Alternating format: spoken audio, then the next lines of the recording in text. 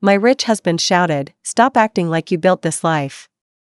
So I walked out with nothing. Weeks later, his colleague asked why I wasn't at the annual gala. I said, "Because I funded the first one." "You're welcome. My name's Alina Caro. And until recently, I was the woman behind the man you probably read about in New York Finance Monthly." Roderick Caro, Roddy, to his friends and colleagues, was the star of the show. But before he had the penthouse meetings and Hampton weekends, he had me. We met in 2007 at a networking mixer in Midtown. I was 29, running my boutique PR firm downtown. He was 30, working long hours as a junior associate at a firm nobody could pronounce and living in a shoebox apartment in Astoria. Roddy was charming in that try-too-hard way, tall, trim, always talking like he was mid-pitch. He wore cheap suits and louder-than-necessary watches, but he had ambition that clung to him like cologne. I'd been single for a while and way too used to dating guys who were either intimidated by my success or wanted to compete with it. Roddy was different. He asked questions. He remembered things. He liked that I worked late. I didn't fall head over heels right away, but I was intrigued. Our relationship moved fast. Within 6 months, we were living together. A year after that, we got married in a small vineyard in the Finger Lakes, surrounded by 40 people and a heck of a lot of Pinot. I kept running my PR firm for a few years, but slowly, our priorities began to shift. When Roddy got a new position at a major Manhattan consulting firm, everything changed. He started asking for help with pitches, personal branding, client dinners. I found myself coaching him more and more, rewriting bios, redesigning presentations, even helping him speak with more polish. When he was invited to his first industry gala, he was a nervous wreck. "What if I bomb?" he asked that morning, pacing our bedroom. "You won't," I said, handing him the speech I had rewritten and his freshly steamed suit. "Just read what I wrote, smile, and remember your opening joke." He nailed it. The clients loved him. That night, he got his first big account. It became a pattern. I was always just behind the curtain, smoothing the fabric of his image. You know how people say behind every great man is a great woman? I lived that. I was that. And for a while, I was happy doing it. It felt like we were building something together. But somewhere around year 9, things started to shift. Roddy became obsessed with image. Not ours, his. He hired stylists, personal trainers, speech coaches. I wasn't the secret weapon anymore. I was just there. At home. Managing the house. Organizing our daughter Cameron's school schedule, therapy sessions, weekend ballet classes, PTA meetings. I wasn't working anymore. I had sold my firm just before Cameron was born, and while I told myself I'd start something new, I never did. There was always some event, some gala, some board I had to chair. But none of it was mine. It was all for Roddy's world. For his rise. And slowly, quietly, he stopped needing me. He'd walk in after 9 p.m., loosen his tie with a sigh, and head straight to the den. When I tried to talk about my day, he'd offer distracted nods or say, "Can this wait till later?" Even at the firm events I once helped organize, he introduced me as his wife, never as the woman who once negotiated their first major venue deal, never as the one who created the original donor structure. Just Roddy's wife. I remember one specific night. A black tie event at the Met. He stood in a circle of execs, sipping his scotch, laughing a little too loud. I walked up to him just as someone said, "You really built something special, man." He chuckled and shrugged. "Yeah, took years, but it was all worth it." No mention of me. Not even a glance. That night, we drove home in silence. 2 weeks later, we had a stupid argument. I can't even remember what triggered it. Maybe it was Cameron's orthodontist bill. Maybe the housekeeper canceled. Maybe I just asked how his day went. But something in him snapped. He slammed his hand on the granite counter and spat, "Jesus, Alina. Stop acting like you built this life." You wouldn't last a day doing what I do. He said it like it was a joke. But there was no laughter. I stood there, my hands trembling. Not because I was scared. But because in that moment, I realized, he believed it. I went upstairs without a word, packed a suitcase, took my phone and charger, walked right past him, and out the front door. I didn't even slam it. I took the Metro North into the city and texted my cousin Anna. She had a rent-controlled 2-bedroom in Harlem, and she didn't ask questions. She just said, "Come." I left everything. The Range Rover, the clothes, the cards, the jewelry, the house. I didn't want any of it. I left Cameron with him for the time being, not because I wanted to, but because I knew a custody fight in the middle of our chaos would be nuclear. I needed to get my bearings first. Be smart. Be calm. Then come back for her. That first night in Anna's apartment, I sat on the air mattress and stared at the ceiling. My ears still echoed with his words. You didn't build this. And the irony? He was right. I didn't build this. I built him. The days that followed were quiet. Strange, almost. After 16 years of orchestrating every calendar invite, every catered dinner, every gala seating chart, I suddenly had no responsibilities outside of brushing my teeth and remembering to eat. Anna went to work early each morning. She worked as a nurse at Mount Sinai and was used to long shifts and little sleep. I admired her in a way I hadn't when we were younger. She had built a life that was hard-earned and fully hers. That second day, I sat at her small kitchen table, sipping lukewarm coffee, staring at my old laptop like it might tell me what to do next. I hadn't opened it in months. Dust clung to the edges of the screen. It took 3 tries to power on. My inbox was a graveyard of old client names and outdated press release drafts. Names I hadn't seen in years stared back at me like ghosts. I scrolled and scrolled until I found a message I had never opened, from a woman named Lorraine who'd reached out 3 years ago to ask if I could help rebrand her eco-friendly skincare startup. Back then, I'd passed it along to a younger PR contact because I didn't have time. Now? Time was all I had. I wrote her an email. Told her I'd love to offer some ideas. She responded within the hour. And just like that, I started again. I worked quietly, mostly in Anna's kitchen between the hours of 7 a.m. and 3 p.m. I dug through old press kits, reworked copy, designed brand guides in Canva. There was something cathartic about getting my hands dirty again. Something real. Anna would come home, dump her bag by the door, and listen to me talk about fonts and taglines and social strategy over frozen burritos. You sound like yourself again, she said one night, peeling off her scrubs. I forgot what that sounded like, I replied. Roddy didn't call. Not once. No angry voicemails. No manipulative texts. No sudden tears. Part of me thought he might show up. He had a flair for drama. I imagined he'd appear on Anna's doorstep in some cashmere coat, say something vaguely romantic, and expect me to melt. But he didn't. He let me walk away. 3 weeks after I left, I got a text. It was from Elise, the woman who coordinated events for his firm.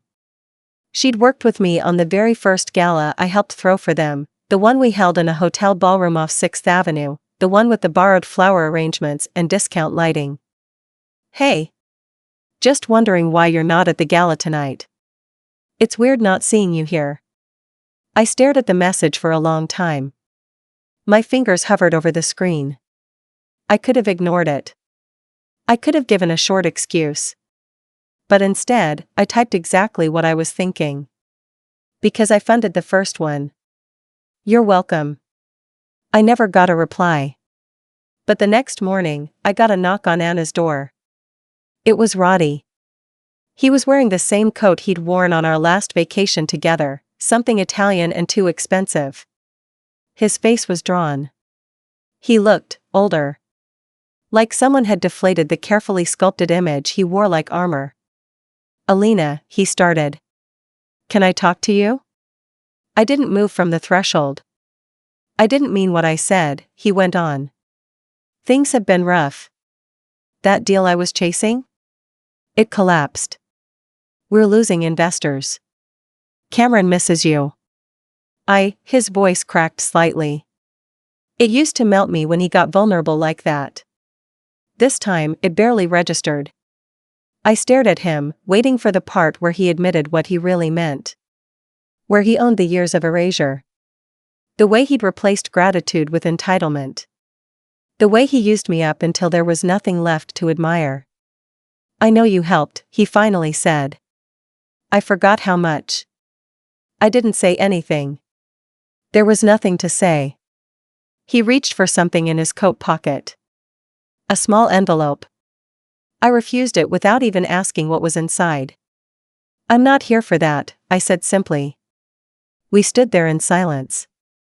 The city buzzed behind us, car horns and sirens and the faint thump of music from a passing bike.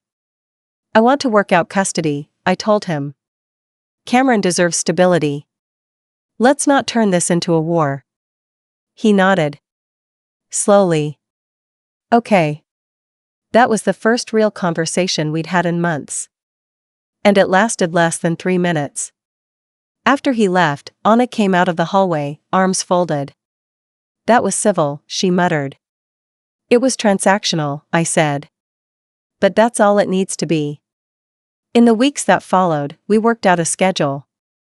Cameron would stay with me during the week and spend weekends with Roddy. She was confused at first, of course she was.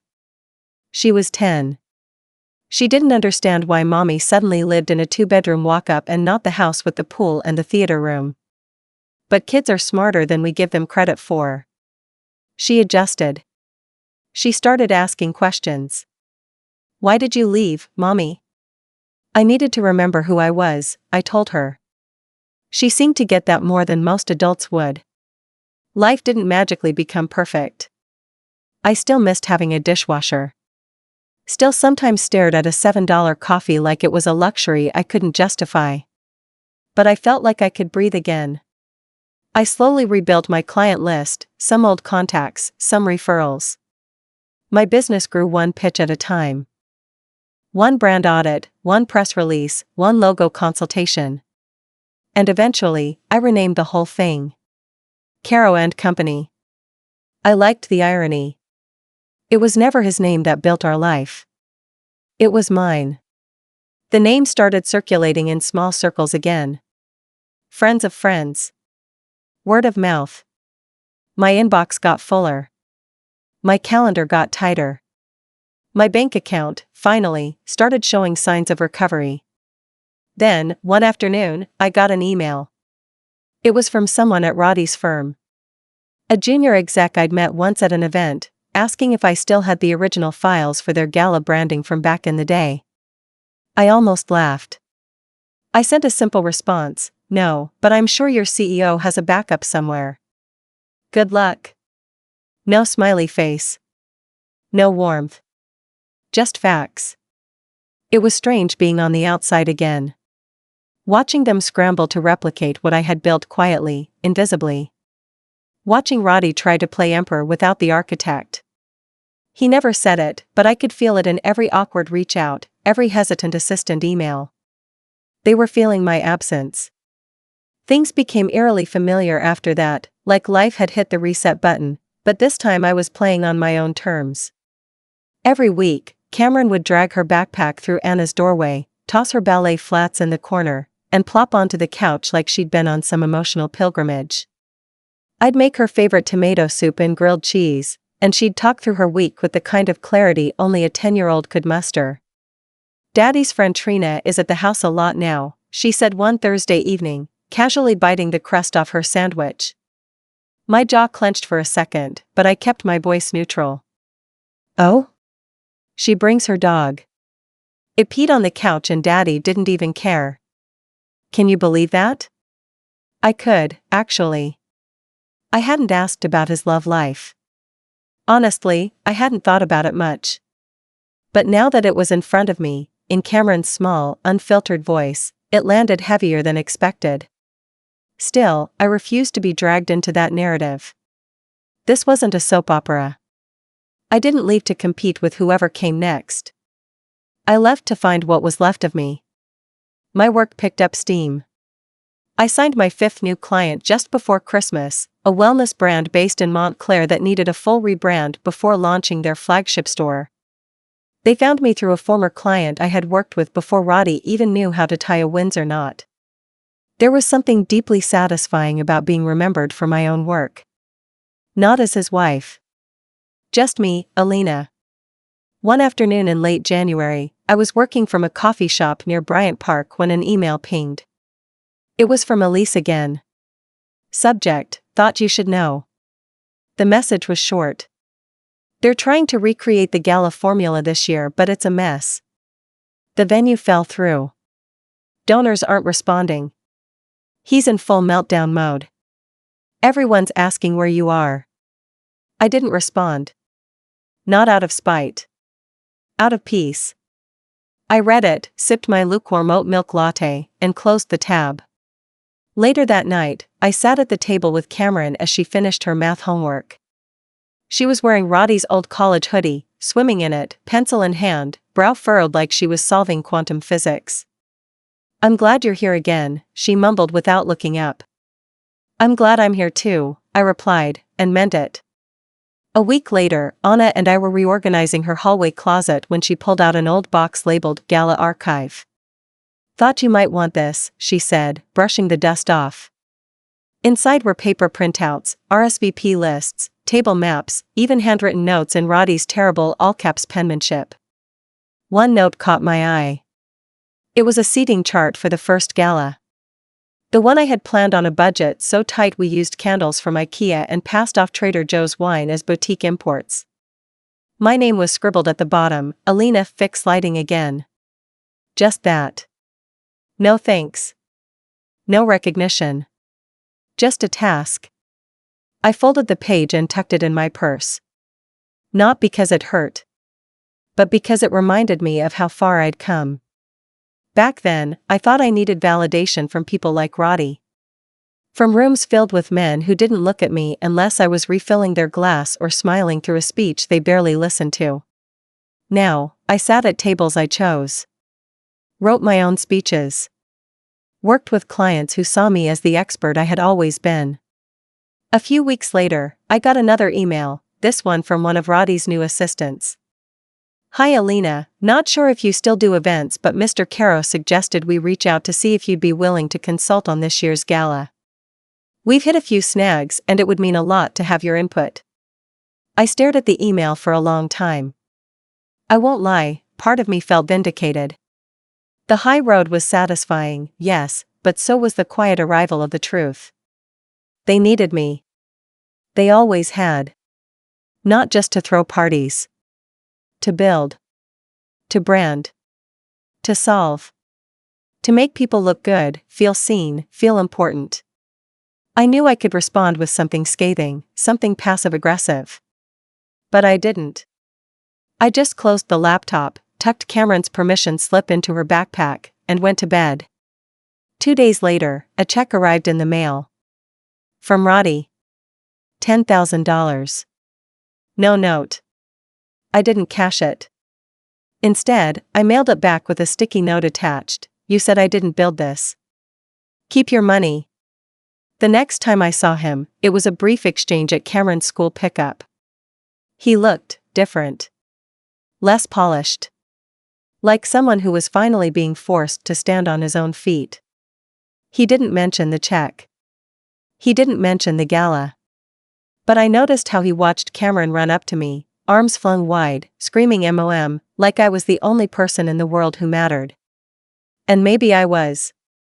Revenge, when it's quiet, when it's dignified, when it's so clean it leaves no fingerprints, that's the kind that hits hardest. And I didn't plan it that way. I didn't need fireworks. I just needed him to see it. That moment came about 5 months after I left. It was spring, the kind where Central Park is finally alive again and people pretend like the cold never happened. The Montclair client had just launched their brand to a sold-out opening, and my inbox was flooded with new inquiries. I finally hired my first part-time assistant, A Columbia grad named Hema who was already twice as sharp as I'd been at her age. That same week, I received an invitation in the mail. A thick ivory envelope, no return address. Embossed letters. Caro & Company was invited to submit a proposal for full brand consultation on a boutique finance firm expanding into private equity. The firm? Talridge & Dane. Roddy's firm. The name hit me like a slow laugh. Clearly, someone in their new strategy department was doing outreach and didn't realize who they had just contacted. Or maybe they did. I let it sit for a day. Maybe two. Then I forwarded the invite to Hema. Submit the full premium package, I told her. And charge our highest rate. No discounts. 2 weeks later, we got the job. Now, before you ask, no, I wasn't working with Roddy. They were launching a side brand targeting women-led ventures, and I was hired to oversee the rollout. It was fully remote. All correspondence went through their innovation lead and legal department. But I know he saw the name. Caro & Company. He probably stared at it the way one stares at smoke after a fire. Our first internal review call, I logged on early. The lead strategist, Naomi, was warm and focused. We were mid-discussion when I heard someone else join the call. There was a pause. Roddy's just observing today, Naomi said casually. I didn't look away from my camera. I didn't even blink. Welcome, I said, smiling, like I didn't use to iron his shirts before every client dinner. Like I didn't use to mouth his pitches from behind the curtain like a stage mom with everything to lose. Alina, he said, with that same old half-confident lilt. Mr. Caro, I replied, with a slight tilt of my head. And that was it. For the rest of the meeting, I walked them through the new brand concept, bold, inclusive, human-centered. I explained how legacy firms had failed to build trust with the modern client, and how our narrative would change that.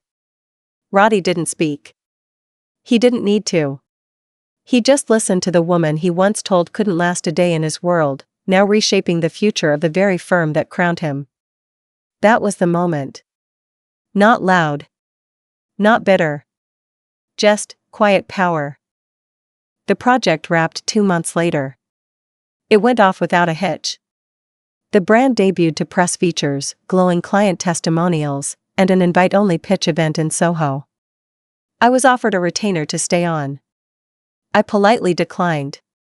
A week later, I received another envelope, this time handwritten.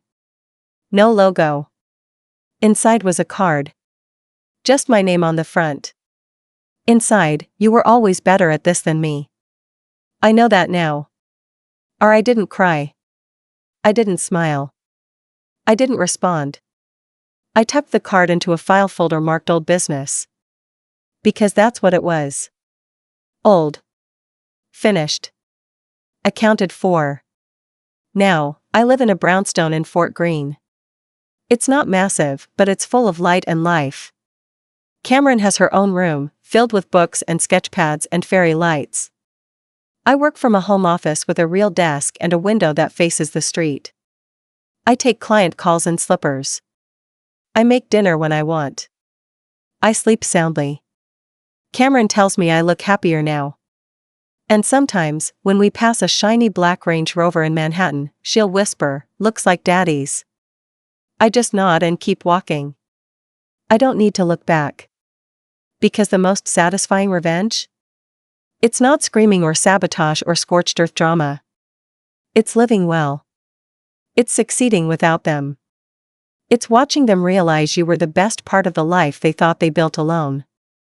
And it's knowing, deeply knowing, that no matter how many galas they throw, how many awards they collect, how many speeches they make, none of it would have happened without you. And you? You don't need to say a word. You already said enough when you walked out with nothing, and built everything back without them.